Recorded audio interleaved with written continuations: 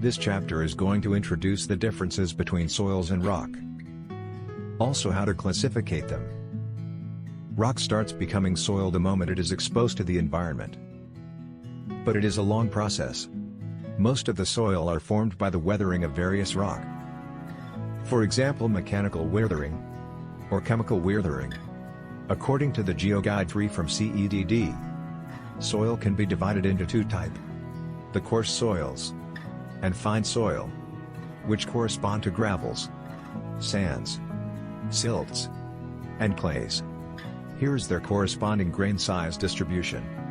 They have their own characteristics. For example, strength, color, or particle shape. You may refer to GeoGuide or related books for reference. There are different size of grains in the sample.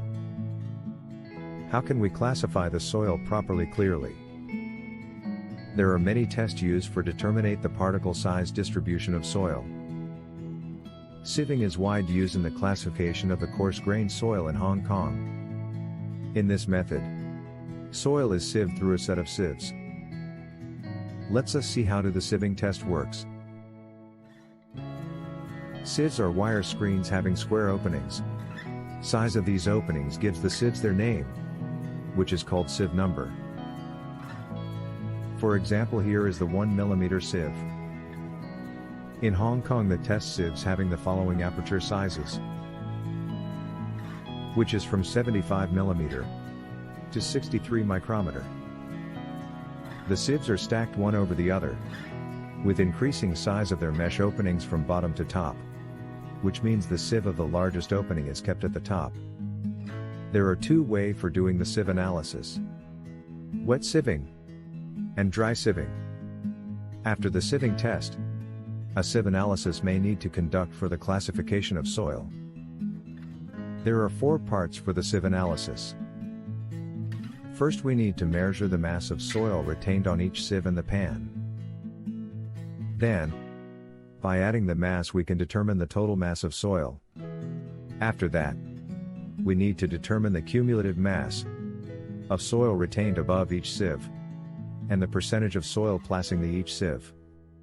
By doing so, we can finally plot the grain size distribution curve and find out the diameter of D10, D30, and D60. We can also determine some of the soil parameters by using the grain size distribution curve, which can use to classify the granular soils.